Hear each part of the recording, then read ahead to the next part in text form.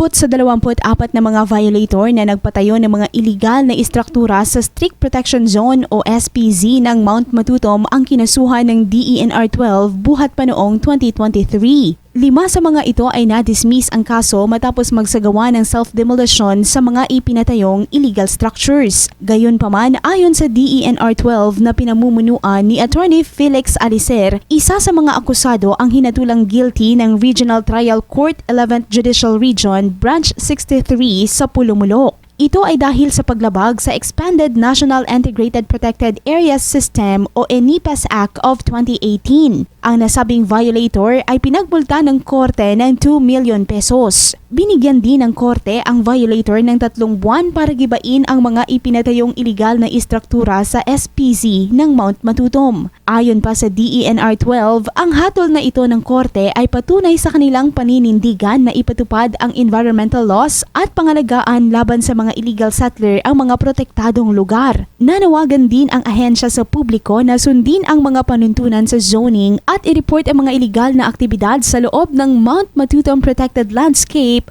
o MMPL. Grace Torreta, NDBC, Bida Balita.